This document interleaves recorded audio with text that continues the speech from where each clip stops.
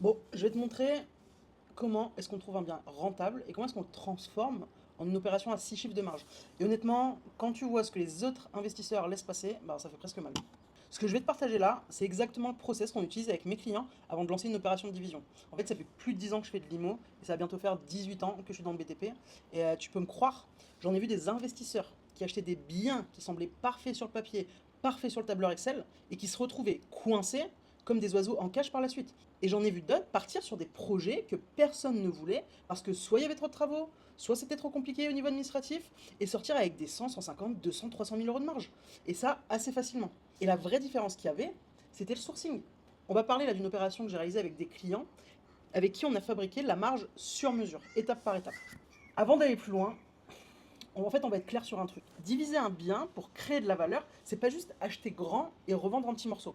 Ça, c'est une opération stratégique et une opération de ce genre, ça se gagne ou ça se perd avant même d'aller signer le compromis. Ça veut dire que ton projet il doit être bien ficelé avant d'aller signer. Ton bénéfice, il est déjà écrit dans le bien que tu choisis. Et en fait, le chantier, il va juste te dire ce qui était là depuis le début, soit en positif, soit en négatif. Donc ça va être ta capacité à voir ce qui va pas qui va faire la différence. Donc la vraie question, c'est qu'est-ce qui fait qu'un bien est rentable si on le divise? Pas juste divisible techniquement, parce que si tu veux, tout est à peu près presque divisible. Mais est-ce que c'est rentable? Ça, c'est autre chose. La majorité des investisseurs qui veulent faire une division, ils sourcent à l'envers. Ils tombent souvent, comme on dit, hein, comme les gens quand ils tombent souvent amoureux de leurs produits, de ce qu'ils vendent, bah eux, ils tombent amoureux du bien.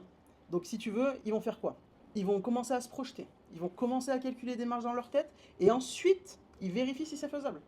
En fait, c'est comme si tu allais dire oui au mariage avant d'avoir vu la personne avec qui tu allais te marier, tu vois, c'est un peu stupide. Enfin, je sais pas trop si tu captes le problème en fait. Après, ils viennent me voir avec des biens qui sont soit en compromis, ou des fois ils sont déjà même propriétaires et ils me demandent est-ce que je peux regarder si c'est faisable.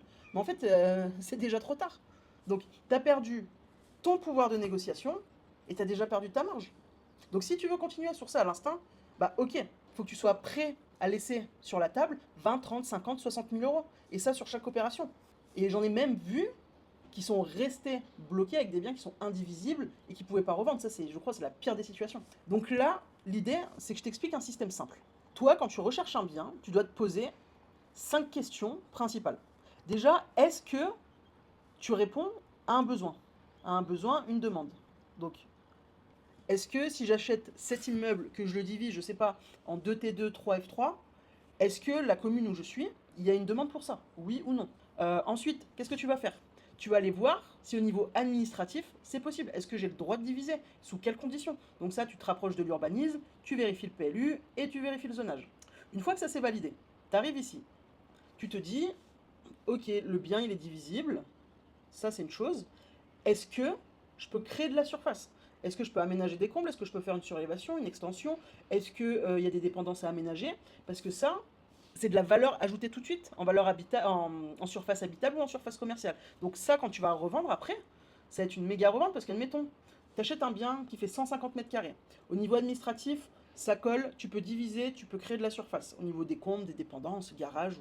Donc à la base, toi, tu achètes 150 mètres carrés habitables, on va dire que tu en passes 100 qui n'étaient pas habitables en habitables, bah, ta marge elle est là en fait. C'est aussi simple que ça. Ce que tu vas vérifier ensuite, surtout si tu débutes, c'est est-ce que la configuration actuelle, elle est viable? Est-ce que le bien n'est pas trop mal agencé? Est-ce que je vais pouvoir passer correctement à colonne Enedis? Est-ce que j'ai un escalier central qui sera capable de desservir assez bien tous les lots? Est-ce que j'ai des ouvrants dans toutes les pièces? Est-ce que si j'aménage comme ci ou comme ça va pouvoir se faire assez facilement? Est-ce que je vais pouvoir faire des réservations dans les planchers pour faire passer tel ou tel type de réseau? Donc tout ça, il faut le prendre en compte. Donc plus c'est divisible facilement, mieux c'est. Pourquoi? Parce que ça aura un impact direct sur le coût de tes travaux. Ensuite vient la question des accès. Les accès, pourquoi?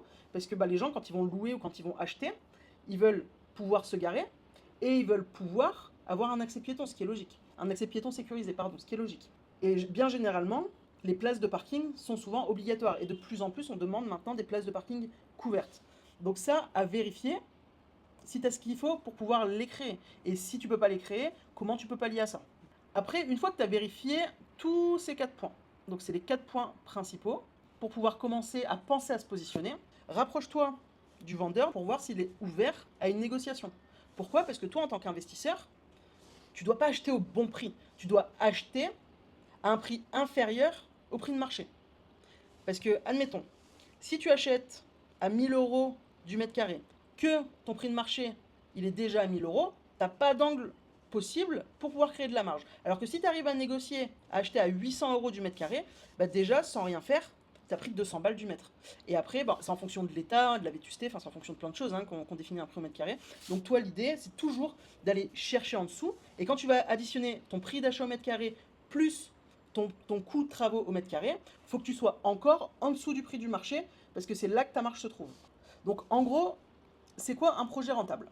C'est un projet où tu vas devoir calculer le temps d'exécution, parce que plus c'est long, plus il coûte, plus tu perds de l'argent. Ensuite, combien ça te coûte réellement, frais d'agence, frais de notaire, les concessions, les travaux, les taxes à droite à gauche. Il faut vraiment faire le point complet sur ça. Comment est-ce que tu vas t'organiser pour le chantier? Est-ce que tu es capable de toi-même supporter la charge des travaux, donc sur le suivi, hein, pas dans l'exécution bien sûr? Est-ce que tu vas pouvoir déléguer? Si tu délègues, est-ce que c'est plus rapide? Est-ce que c'est toi qui vas gérer les commandes? Est-ce que c'est toi qui vas gérer les plans? Enfin, il faut vraiment que tu te poses la question au niveau de l'organisation, parce que l'organisation, elle est directement liée au temps, et bien évidemment, elle est directement liée à l'argent. Hein, ce que je disais tout à l'heure, plus un projet est long, plus il coûte. Et plus il est long, bah, plus tu perds de la marge, plus tu perds des loyers qui rentrent si tu mets en location. Ensuite, les travaux. Alors, même si tu calcules ici ce que ça va te coûter, les travaux, ça reste une source où il faut calculer les imprévus. C'est pas évident à faire, mais en général, si un projet t'as évalué à 104 travaux, à 100 000 euros de travaux, boum, t'as fait venir des architectes, des maîtres d'œuvre, ils t'ont dit, boum, il y en a pour 100 000 euros de travaux, bah toi, il faut que tu ailles chercher 120 000 euros, parce qu'il y aura forcément des petits impondérables qu'il faudra aller couvrir, il y aura toujours des petits imprévus, il y aura toujours des petits frais à droite à gauche, des choses qui n'étaient pas initialement prévues au marché, et il faudra que tu pallies à ça. Et bien évidemment, le plus important, c'est la sortie. Comment est-ce que tu sors du projet? Combien ça va te coûter? Combien il faut que tu ailles chercher? C'est ça le plus important. Donc, le moyen le plus sûr pour se positionner, c'est d'aller faire le ratio entre le temps de portage, le coût de l'investissement et la plus-value à la sortie. C'est ça le plus important. Donc là, je vais te parler, hop, un exemple concret de client à moi. Donc voilà, eux, ils ont acheté ça. Donc c'est un bâti sur 4 niveaux. Hop là, pardon. Sur 4 niveaux, on ne voit pas, mais il y a la partie comble ici. Donc rez-de-chaussée, R+1, R+2 et R+3. Donc ils ont divisé en 8 lots pour des appartements, plus 2 lots commerciaux qui sont ici au rez-de-chaussée. Au niveau des accès, c'est pas compliqué. Les accès côté rue pour les 2 locaux commerciaux. Et ensuite, boum, là il y avait un petit Porsche, enfin il y a un petit Porsche, et ils atterrissaient ici sur les places de parking, et là ils accédaient directement dans l'immeuble. Donc ça, c'est un projet idéal. Grosse bâtisse, la demande était là, on a divisé, on a fait en sorte qu'il y ait aussi des locaux commerciaux pour assurer aussi les loyers, parce qu'avec des professionnels, on est un peu plus tranquille qu'avec des locataires.